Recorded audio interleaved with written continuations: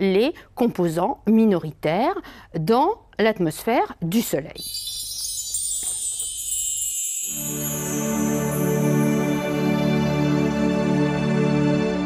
Nous venons de voir comment il était possible de déterminer la distance, la température de surface et la composition d'une étoile.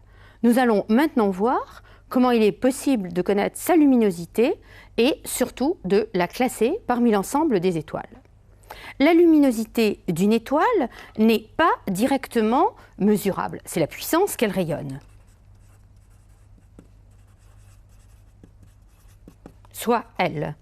En revanche, si nous connaissons la distance à laquelle se trouve cette étoile, eh bien, il est possible d'écrire que L égale D, que multiplie 4pi, D2 que multiplie 4pi, que multiplie E, où E est l'éclat de l'étoile, qui veut dire la puissance que reçoit l'observateur par unité de surface, et l'éclat est une grandeur qui est mesurable. La relation L égale 4pi D2 que multiplie E n'est rien d'autre que la loi en 1 sur le carré de la distance entre l'astre et l'observateur dont nous avions déjà parlé. Alors, à ce propos, lorsque je parle d'éclat, je dois faire une digression dans la mesure où, en astronomie, classiquement, plutôt que de parler d'éclat, on parle de magnitude. Magnitude, petit m. Ce concept vient du fait que, bien avant que l'on ne fasse de l'astrophysique, bien avant que l'on ne puisse mesurer les éclats, eh bien, on avait déjà coutume de dire « cette étoile est très brillante, elle est de première grandeur ». Cette étoile est un peu moins brillante, elle est un peu, nous allons dire, elle est de deuxième grandeur. Cette étoile est encore moins brillante, elle est de sixième grandeur ou sixième magnitude. Et vous remarquez que dans cette terminologie, plus l'étoile est brillante, plus le nombre qui caractérise sa magnitude est petit. Deuxième remarque que je devrais faire, c'est que la notion de magnitude est une notion très subjective qui est liée à ce que nos yeux peuvent observer. Or, nos yeux sont des détecteurs qui sont sensibles au logarithme de l'éclat qui est reçu. Donc, quand on a voulu un petit peu quantifier cette notion de magnitude, on a été amené, pour comparer des magnitudes d'étoiles, à écrire que m moins m0, la différence de deux magnitudes pour deux étoiles est égale à moins, le signe moins, puisque, comme on l'a vu, la magnitude et l'éclat varient dans deux sens différents, logarithme du rapport des éclats.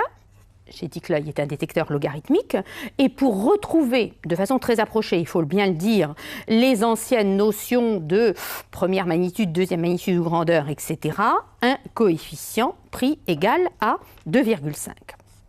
Alors cette définition, moins 2,5 log de E sur E0, nous permet de lier magnitude et éclat, et je vais tout de suite prendre un petit exemple numérique pour que ce soit un peu moins abstrait.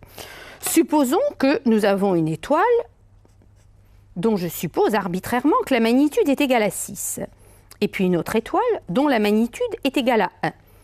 La différence de magnitude entre ces deux étoiles, c'est donc 5.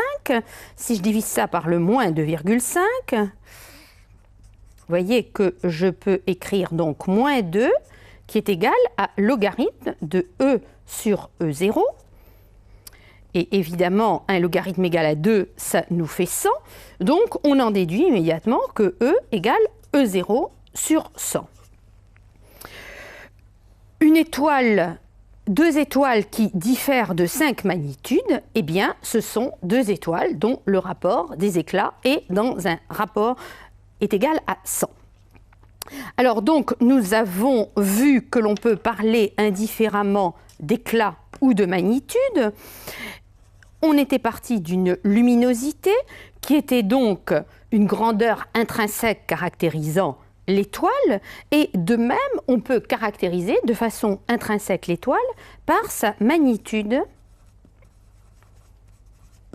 absolue.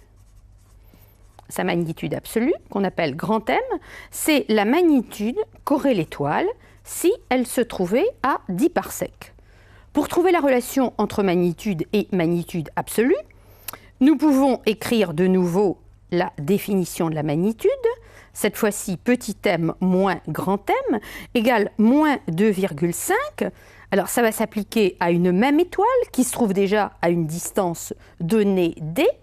À ce moment-là, pour définir son éclat, je peux tout simplement écrire L sur 4pi d2 en reprenant la première formule, divisé par l'éclat qu'aurait l'étoile si elle était à 10 parsecs, c'est égal donc à L sur 4pi que multiplie 10 au carré.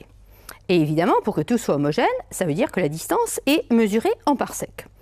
Alors là, on peut simplifier par L sur 4pi, donc la formule s'écrit beaucoup plus simplement. Petit m moins grand M égale moins 2,5 log de 10 au carré sur d au carré, c'est-à-dire tout simplement petit m moins grand M égale moins 2,5 log de 100, c'est-à-dire moins 2,5 multiplié 2, moins 5, plus de même 5 log de d. Si nous connaissons la magnitude d'une étoile et la distance d de cette étoile, mesurée en parsecs, eh bien, nous pouvons immédiatement en déduire la magnitude absolue qui va nous permettre de comparer des étoiles. Pour comparer les étoiles, précisément, nous allons nous intéresser d'une part à la magnitude absolue des étoiles,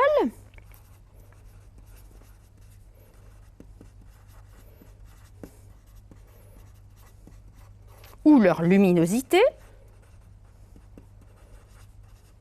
ça revient au même, et d'autre part à leur température. Sur ce diagramme, eh bien, parce qu'on aurait envie de voir des luminosités croissantes, la magnitude va être présentée avec des valeurs décroissantes. Nous aurions par exemple ici une magnitude de 6, là une magnitude de 2, là une magnitude de moins 2 et là une magnitude de moins 6, donc grandeur décroissante. Et on parle de magnitude, on travaille en échelle logarithmique puisque la magnitude correspond à un logarithme de l'éclat. La température, elle va aussi être présentée dans ce sens-là avec une échelle logarithmique. Disons que là, nous aurons du 30 000 Kelvin, là 6 000 et ici, nous aurions 3000. Eh bien, le fait tout à fait remarquable est que si nous connaissons la température d'une étoile et sa magnitude, et si nous nous livrons à cet exercice pour de nombreuses étoiles, nous allons voir que les magnitudes en fonction de la température se distribuent pratiquement sur une courbe, ce genre de diagonale, qui a cet aspect-là. Alors, voyons par ici, nous avons des étoiles qui sont des étoiles très froides, dont la température est de quelques milliers de Kelvin.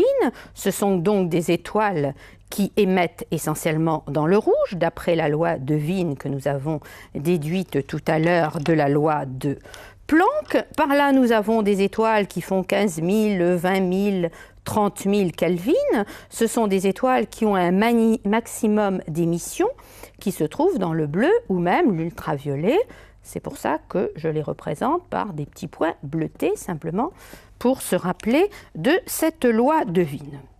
Alors, je devrais d'ailleurs ajouter qu'en dehors de cette courbe, la séquence principale, il y a quelques étoiles qui vont être par ici, puis il y a aussi quelques très rares étoiles qui vont être un petit peu par là. Mais, en première approximation, vous voyez qu'il y a cette relation entre température et magnitude. Ce graphe est connu sous le nom de diagramme d'Hertzsprung-Russell, du nom des astrophysiciens qui l'ont mis en évidence. On l'appelle, pour simplifier, souvent diagramme HR. Il est valable pour toutes les étoiles, Parfois, on peut le trouver avec non pas ici la température, mais le type spectral des étoiles O, B, A, F, G, K, M, etc. Les étoiles de type O étant ici, de type G par là et de type M encore par là. L'importance essentielle de ce diagramme, c'est qu'il nous présente une classification des étoiles, comme je l'annonçais tout à l'heure, et que de plus, il nous permet, si nous observons une étoile très lointaine, dont nous ne pouvons pas mesurer la distance, d'avoir néanmoins accès à cette distance. Une étoile lointaine dont la température peut être déterminée à partir de la loi de Wien. Nous connaissons la température de cette étoile, donc simplement si nous traçons ce genre de traits, connaissant la température, nous pouvons en déterminer la magnitude absolue. Par ailleurs, cette étoile, il est toujours possible d'en connaître la magnitude apparente, d'en connaître l'éclat. Et donc, puisque nous avons une relation qui lie la magnitude mesurée, la magnitude apparente, la magnitude absolue et la distance, nous pouvons déduire la distance de cette étoile. Alors, ce genre de diagramme qui permet, à partir d'une mesure, d'accéder à une autre valeur et en couplant cette valeur avec un autre paramètre de déduire autre chose, c'est une méthode tout à fait classique en astrophysique. Je pourrais dire d'ailleurs qu'il existe également une relation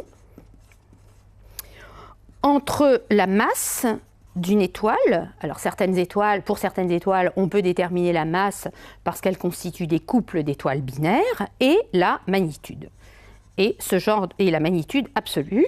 Et ce genre de relation, à partir du moment où on connaît la magnitude absolue, va pouvoir permettre de remonter à la masse et donc à la densité. Le point est, avant que nous ne voyions l'évolution des étoiles, je voulais insister là-dessus, il y a des relations, des diagrammes qui sont valables partout dans l'univers, parce que ça s'appuie simplement sur les lois de la physique pour les étoiles, et à partir desquelles, par approximations successives, on peut arriver à déterminer de nombreux paramètres de ces astres.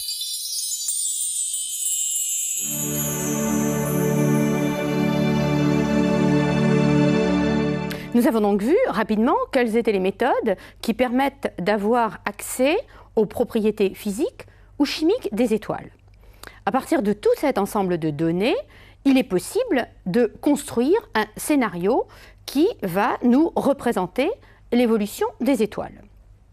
Première phase, un nuage interstellaire, tel qu'on peut facilement en observer aujourd'hui, un nuage relativement dense et froid, qui est constitué de gaz, surtout de l'hydrogène moléculaire, et aussi éventuellement de petites particules solides. Il arrive que dans ce nuage, localement, la densité augmente. Alors, il y a des zones dans lesquelles se produit une contraction et dans lesquelles se forme ce qu'on peut appeler une protoétoile. Cette protoétoile se condense de plus en plus, la température augmente, et lorsque la température atteint un niveau de l'ordre de 10 puissance 7 Kelvin, alors des réactions nucléaires s'amorcent et une étoile est née. Rapidement, les réactions nucléaires dans une étoile, c'est ce qu'on appelle les réactions encore proton-proton, qui, nous allons voir, arrivent à la formation d'hélium. Partons de H1 plus H1, ça va nous donner H2 plus dégagement d'énergie, en l'occurrence 1,4 mégaélectronvolts. Et puis